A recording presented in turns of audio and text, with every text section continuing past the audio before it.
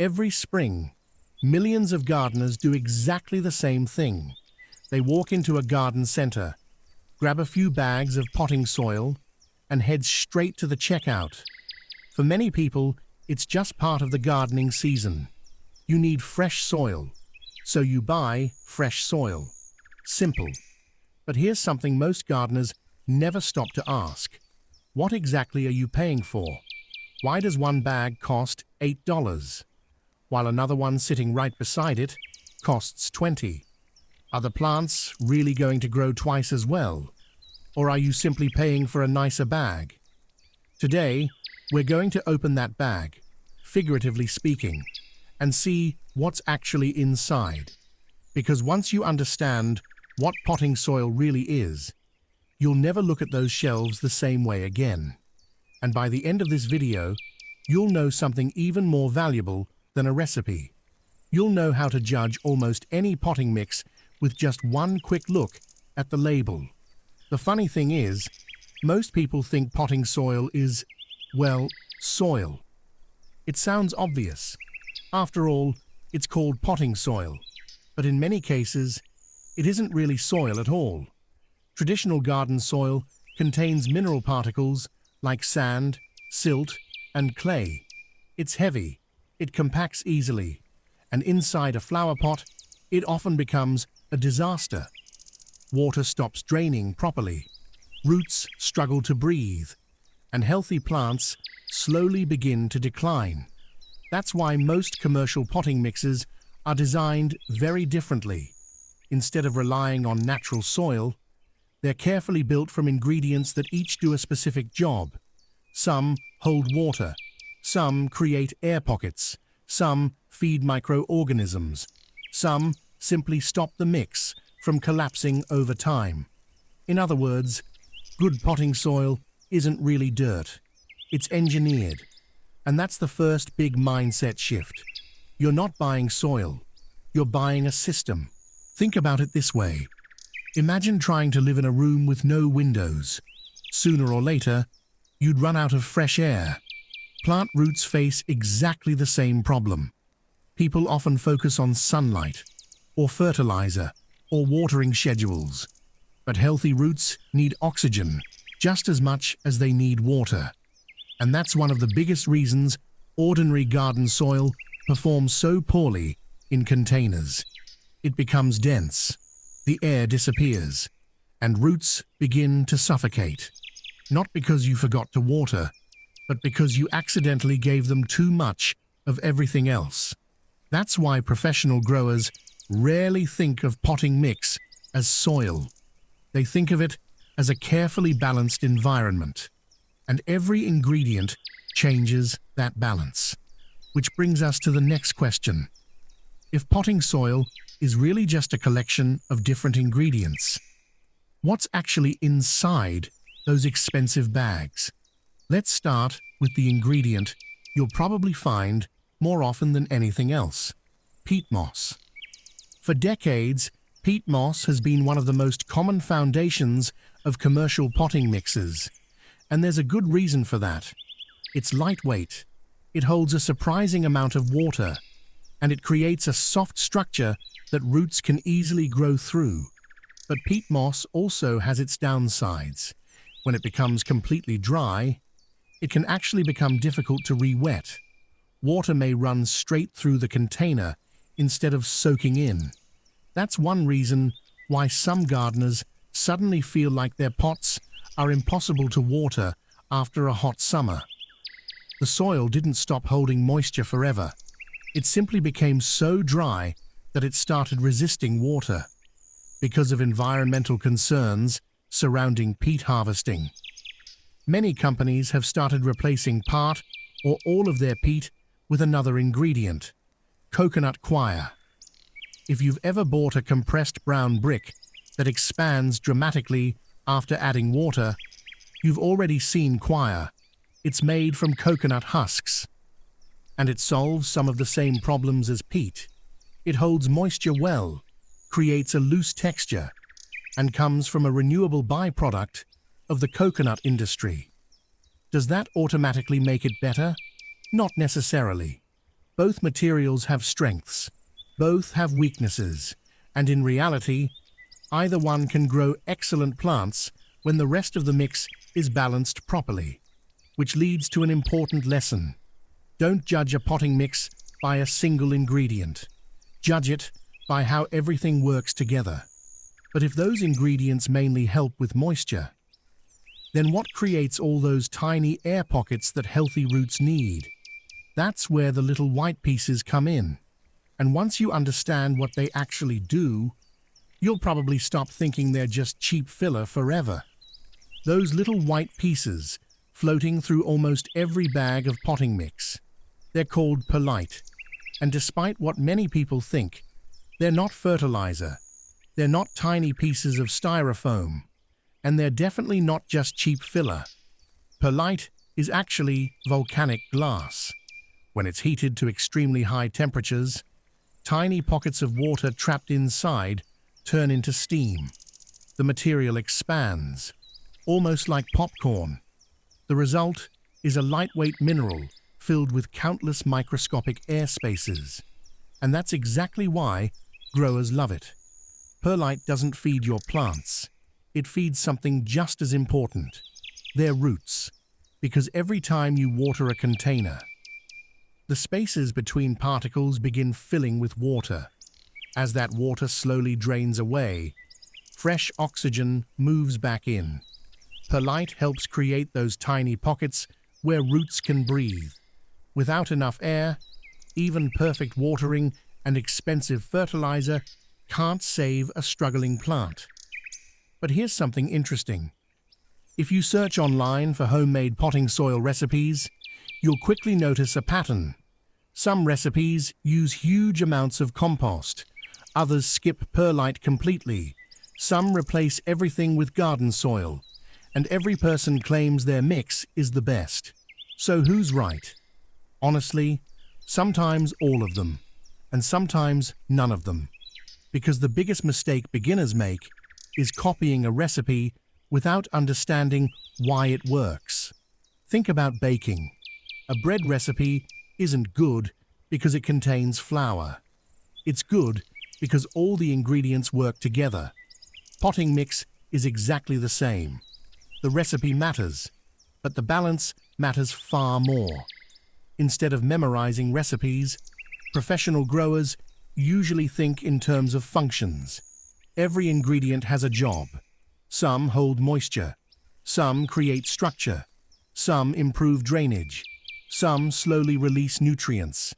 If two completely different ingredients perform the same job, you can often substitute one for the other. That's why one gardener swears by peat, another prefers coconut coir, and both can grow beautiful tomatoes. They're solving the same problem, just using different materials. And once you understand that, homemade potting mixes suddenly become much less intimidating.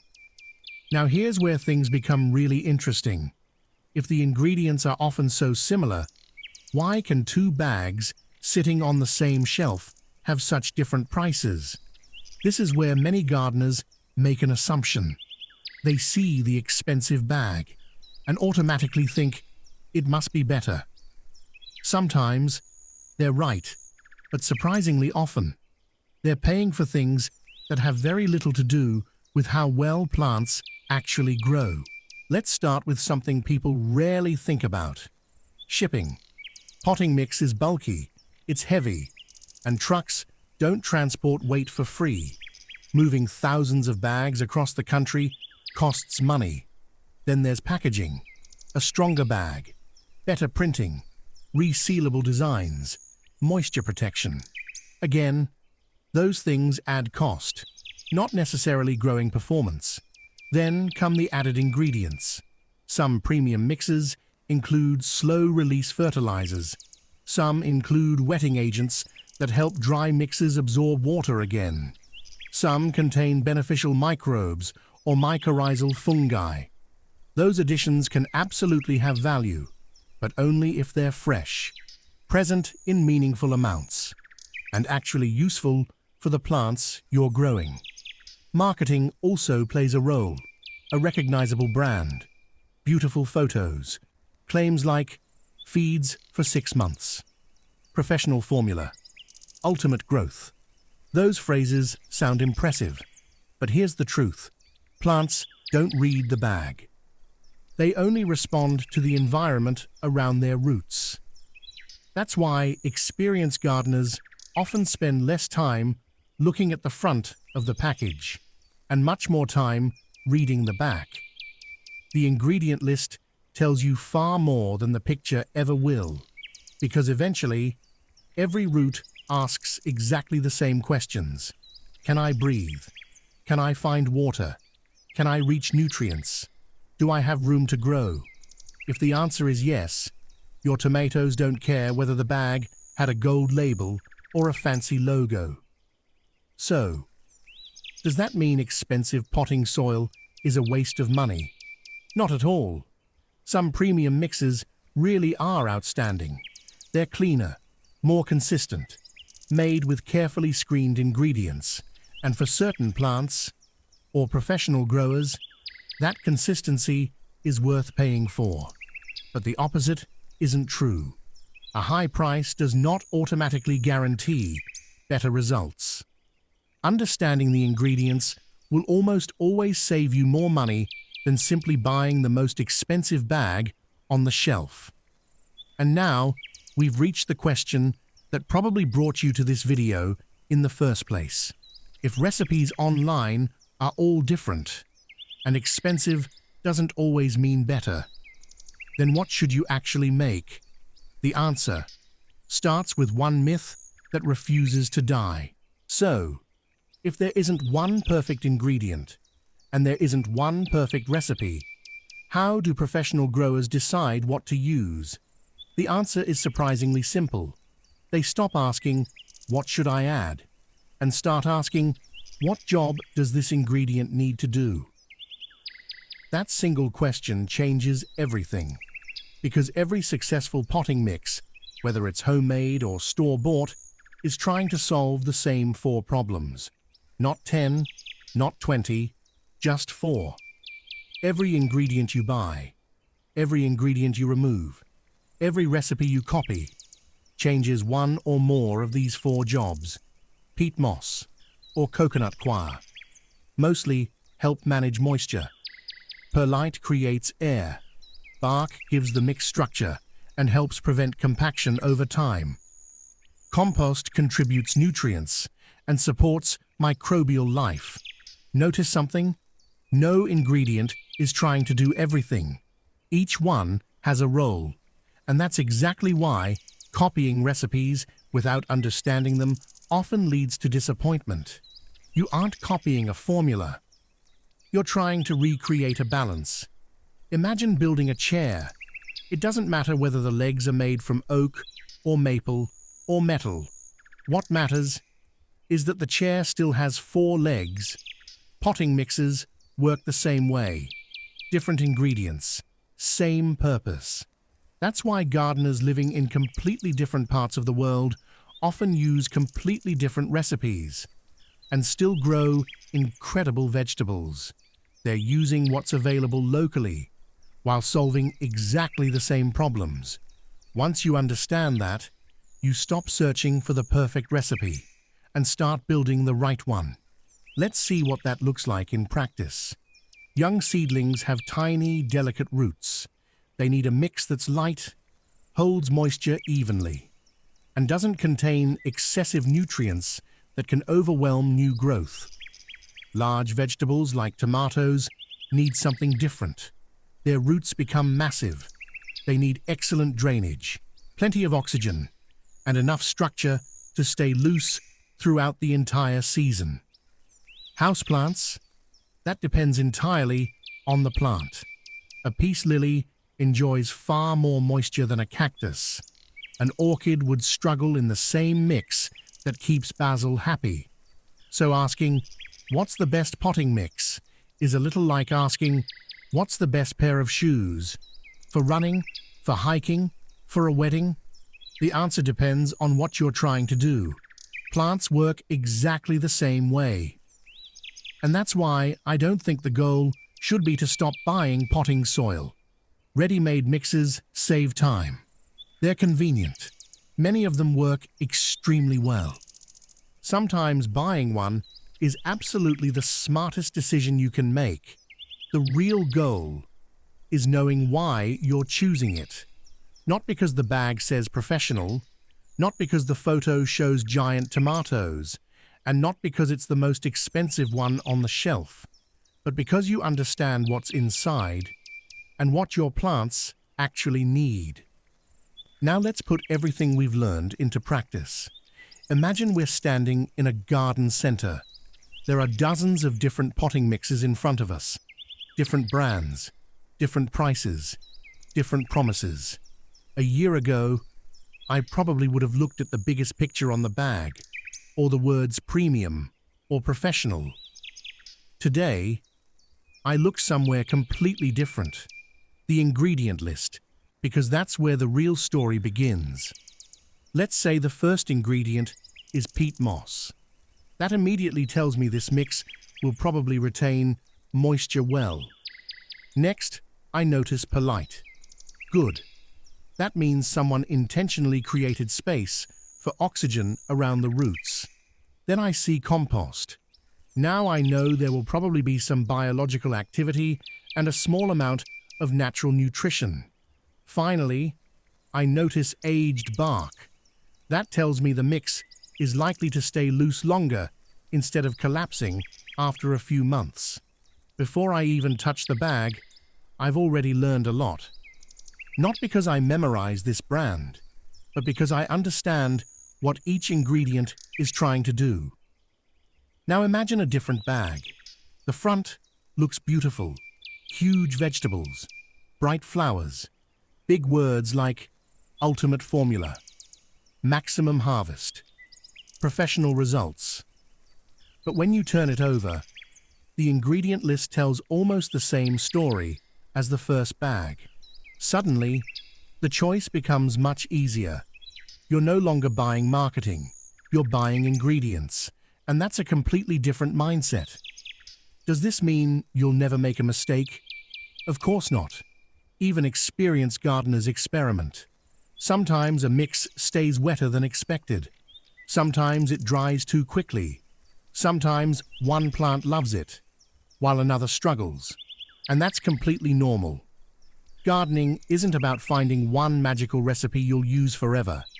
It's about understanding why something worked, so you can make a better decision next season. That's how experienced gardeners improve. Not by memorizing hundreds of recipes, but by observing, adjusting, and learning. Here's something I wish more beginners knew. The perfect potting mix probably doesn't exist, not because nobody has invented it, but because every garden is different. Your climate is different. Your watering habits are different. Your containers are different. Even two gardeners living on the same street may need slightly different mixes. And that's actually good news, because it means you don't have to copy someone else's recipe perfectly. You just need to understand the principles behind it. Once you understand those principles, improving your mix becomes surprisingly easy. That's why I believe the biggest mistake isn't buying expensive potting soil, and it isn't making your own. The biggest mistake is buying a bag without knowing why you chose it.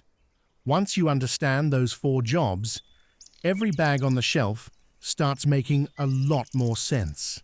And that's the difference between following gardening advice and actually understanding gardening.